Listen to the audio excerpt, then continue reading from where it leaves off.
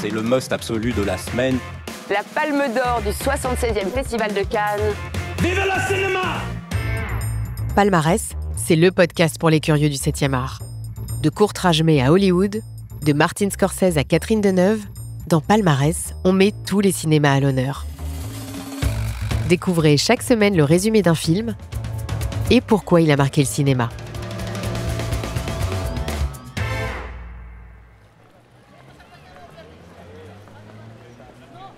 Dans cet épisode, je vais vous parler de la légende du cinéma espagnol de ces 40 dernières années, Pedro Almodóvar.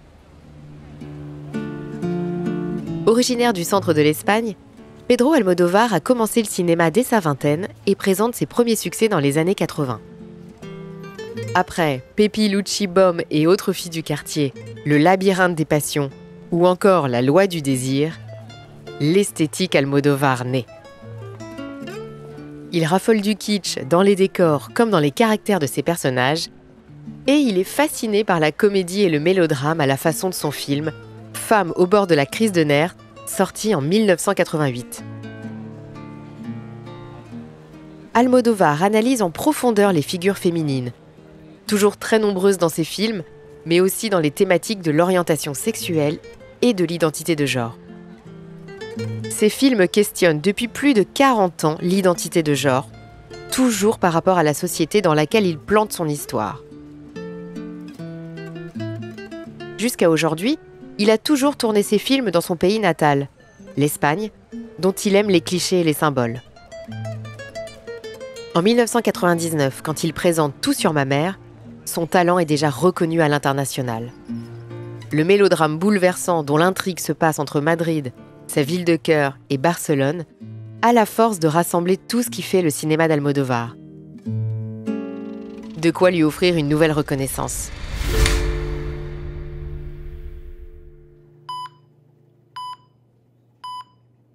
Le premier plan de Tout sur ma mère est surtout mémorable par son bruit, celui d'un moniteur d'hôpital. Viennent les murs pâles de la pièce et le visage d'une infirmière, blonde, jouée par l'actrice argentine Cecilia Roth. Manuela est chargée de coordonner les greffes d'organes, du moins de prendre son téléphone pour annoncer de bonnes nouvelles aux patients en attente.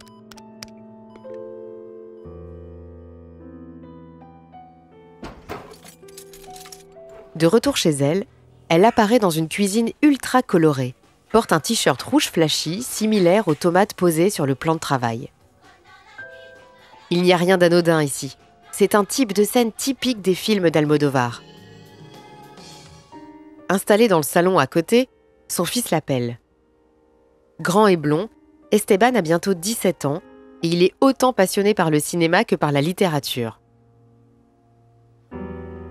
Il est aussi fan de sa mère, la seule figure parentale présente à ses côtés depuis sa naissance. Il l'appelle « Le film a commencé ». La mère et le fils dînent devant Eve, un film plus connu sous son nom anglais All About Eve. C'est un film de Joseph L. Mankiewicz, sorti en 1950, où Betty Davis incarne le rôle principal. Le titre du film, Tout sur ma mère, en est une référence directe. Esteban est bavard. Il interroge sa mère entre deux dialogues, lui demande si elle n'aimerait pas devenir actrice et lui dit qu'il aimerait écrire des rôles pour elle.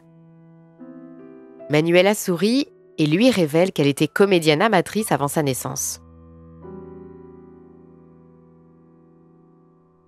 Alors que le quotidien professionnel rythme les journées de Manuela, son fils l'observe et commence à écrire sur elle. Il imagine un récit s'appelant « Tout sur ma mère ». Le soir de ses 17 ans, il l'attend dans un café face à un théâtre, prend des notes sur son carnet face à la pluie battante. Il voit sa mère arriver et sort furtivement. Tellement heureux de la voir qu'il traverse la rue pour la retrouver et manque de se faire renverser. La scène est un avertissement. Ensemble, ils assistent à une représentation de la pièce culte de Tennessee Williams de 1951, Un tramway nommé Désir. Plutôt que de s'attarder sur les comédiens, Almodóvar tourne sa caméra vers Manuela, particulièrement émue.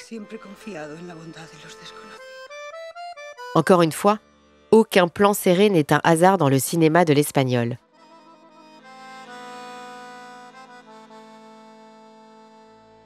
Vous comprendrez pourquoi plus tard. Après la représentation, le fils insiste pour attendre son idole Uma Roura, la vedette de la pièce dans le rôle de Stella. Il rêve d'avoir un autographe pour son anniversaire.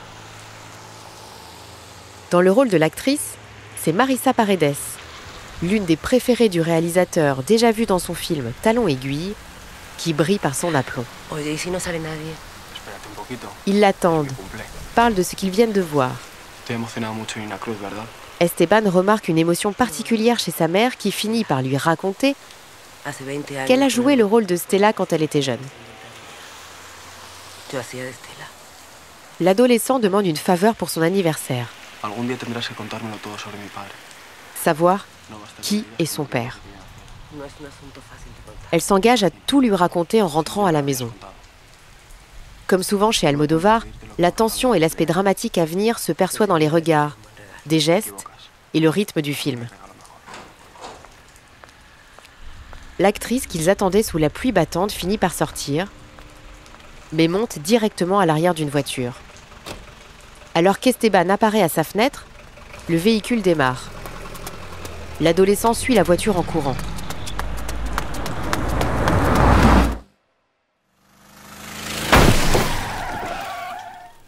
Il suffit d'un bruit retentissant pour comprendre qu'Esteban a été percuté par une autre voiture au croisement.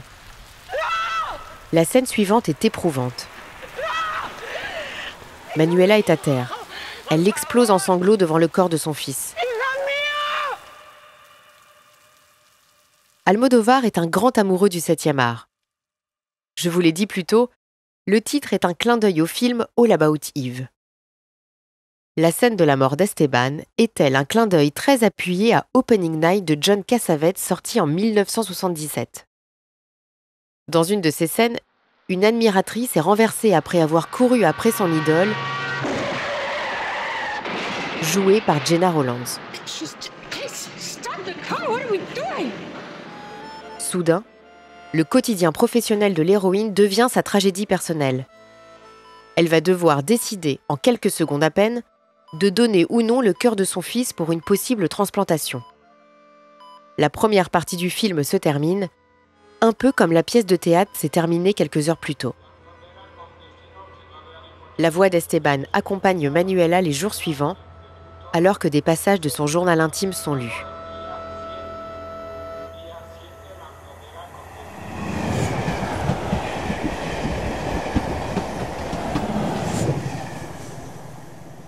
Pour surmonter son chagrin, elle décide de démissionner, de quitter Madrid et de rendre honneur à son fils en retrouvant à Barcelone le père qu'il n'aura jamais connu.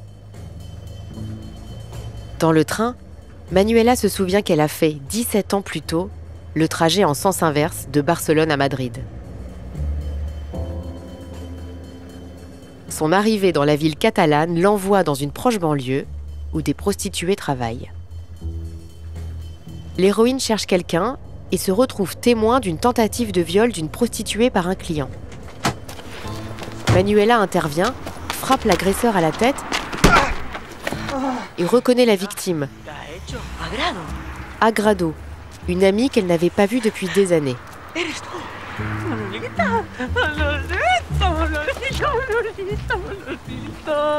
La patte d'Almodóvar se note encore ici. Il aime mettre en avant des personnages à la marge, rarement vus au cinéma, hauts en couleur et au fort caractère, à l'image de la transidentité représentée par Agrado et Lola.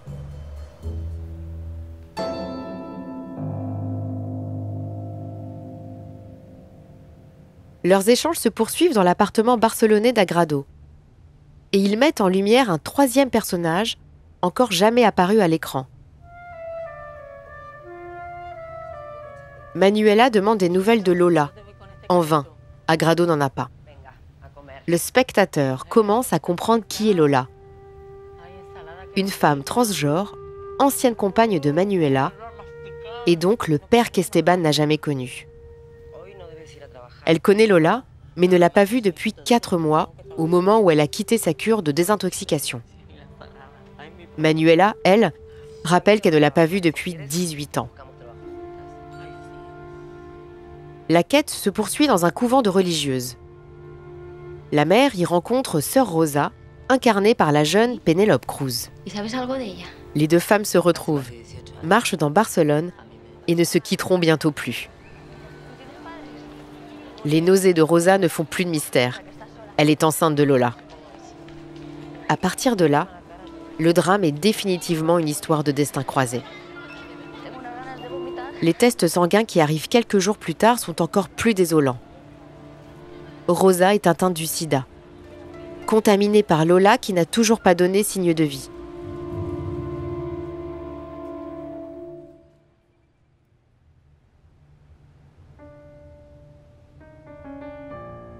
Désormais bien installée à Barcelone, Manuela consacre son temps à s'occuper de sa nouvelle amie enceinte, abandonnée par le même homme qu'elle 18 ans plus tôt.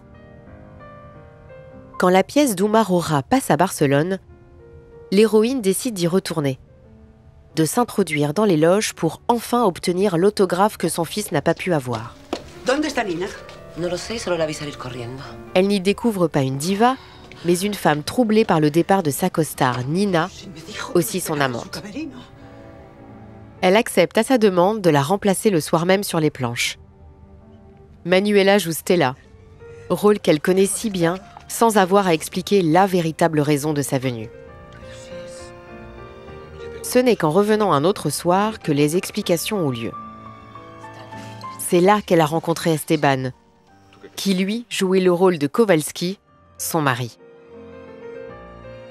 Tombés amoureux l'un de l'autre au fil des représentations, ils ont eu un fils ensemble, que Manuela a prénommé Esteban en l'honneur de son amant, avant qu'il ne l'abandonne et devienne Lola. Y a pesar de que llovía a mares, os esperamos en la calle porque él quería un autógrafo tuyo, Uma. Il pleuvait des cordes ce soir-là, mais on a quand même attendu dans la rue parce qu'il voulait avoir ton autographe, Uma. Au bord des larmes, Manuela raconte enfin comment son fils unique est mort sous les yeux de l'actrice dont il n'aura jamais l'autographe. Era una locura esperar bajo la lluvia. Pero como era su cumpleaños, no me atreví a decirle que no. C'était idiot d'attendre comme ça sous la pluie. Mais pour son anniversaire, j'ai pas voulu lui dire non. Vosotras cogisteis un taxi y él corrió detrás. Vous avez sauté dans un taxi et lui, il a couru derrière. Y un coche que venía por el canal lo atropelló. Une voiture qui arrivait sur le boulevard l'a renversé. Y lo mató. Il est mort.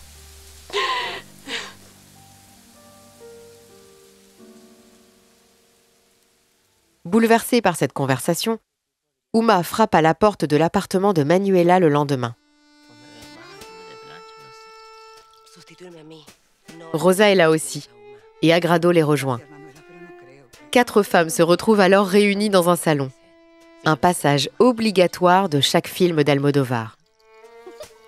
Ensemble, ces femmes incarnent des sœurs spirituelles.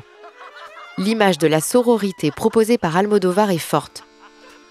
Les pleurs ont laissé place au rire. En partant, Uma prend soin de laisser, dans une enveloppe, l'autographe qu'elle n'a jamais pu donner. Querido Esteban, Cher Esteban, este es el autógrafo que nunca llegué a escribirte. voici l'autographe que je ne t'ai jamais signé. Y no porque tú no lo intentaras. Et pourtant, tu avais fait tant d'efforts pour l'obtenir. Après avoir perdu son fils, Manuela devient la mère de substitution de Rosa, très enceinte et de plus en plus malade. Ses parents à elle ne sont toujours pas au courant. Les histoires des personnages de Tout sur ma mère se développent individuellement, puis se croisent. Parfait exemple, un soir au théâtre, une représentation d'Uma doit être annulée. Devant le rideau rouge, Agrado apparaît pour annoncer au public qu'ils peuvent être remboursés ou profiter d'une soirée au théâtre à l'écouter raconter sa vie et les différentes étapes de sa transition de genre. Place alors au monologue le plus célèbre du film.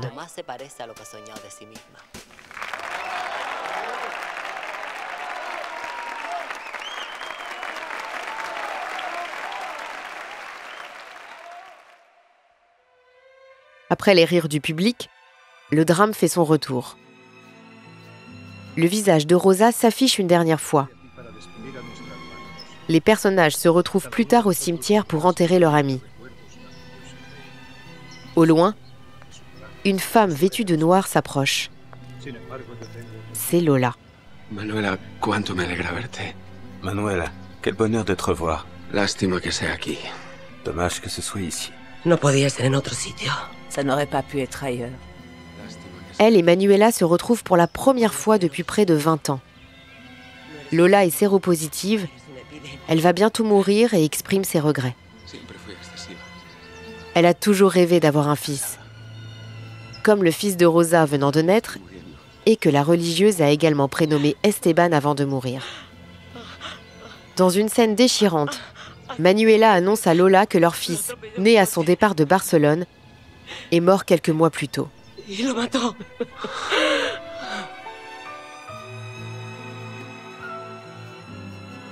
Après la mort de Rosa, Manuela devient cette fois la mère de substitution du petit Esteban. Avant de mourir à son tour, Lola rencontre enfin l'un de ses fils.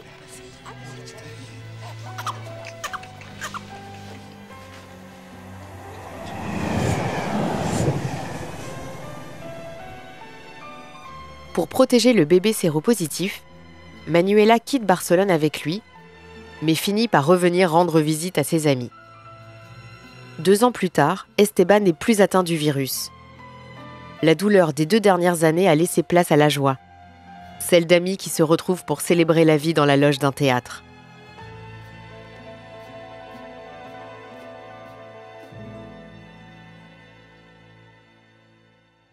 Le film se termine sur un épigraphe sur lequel on peut lire l'intention de Pedro Almodóvar. À Betty Davis, Gena Rowlands, Romy Schneider, à toutes les actrices qui ont interprété des actrices, à toutes les femmes qui jouent, aux hommes qui jouent et se transforment en femmes, à toutes les personnes qui veulent être mères, à ma mère.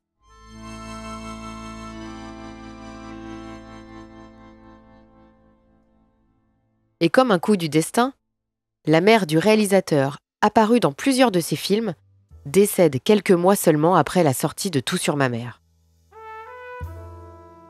Depuis 25 ans, Tout sur ma mère est souvent cité parmi les films préférés des admirateurs d'Almodóvar. Il rappelle qu'il est l'un des cinéastes à filmer le mieux les femmes et la condition féminine, et surtout les mères. Il le répétera dans plusieurs de ses films, Volver, Parle avec elle, et plus récemment, Madres Paralelas. Mais celui-ci reste peut-être le plus abouti en la matière, dont la bande originale et certains dialogues inoubliables sont la force. Il excelle à porter des sujets sombres avec une mise en scène très colorée, notamment le rouge que l'on retrouve presque dans chaque plan.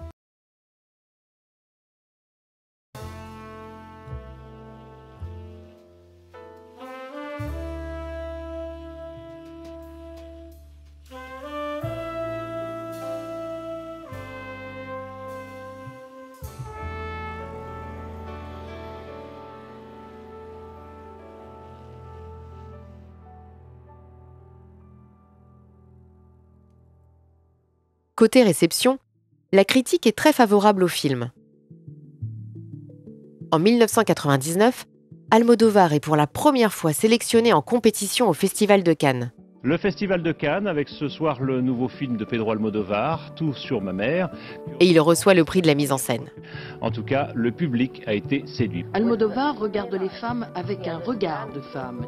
Et enfin, en 2000, en plus de rafler plusieurs Goya, l'équivalent des Césars en Espagne, le film s'impose à l'international. Almodóvar manie aujourd'hui plus qu'hier l'émotion autant que l'humour. En France, il gagne le César du meilleur film étranger. And the Oscar goes to... Et surtout, le prestigieux Oscar du meilleur film étranger à Hollywood. C'est la première récompense américaine suprême pour lui. Le réalisateur était déjà scruté par les grosses boîtes de production américaines pendant les années 80 qui lui ont proposé de réaliser un remake américain de Femmes au bord de la crise de nerfs, puis d'autres projets. Il a toujours refusé, préférant son indépendance totale. Peut-être que sans ce tempérament, Tout sur ma mère n'aurait jamais vu le jour.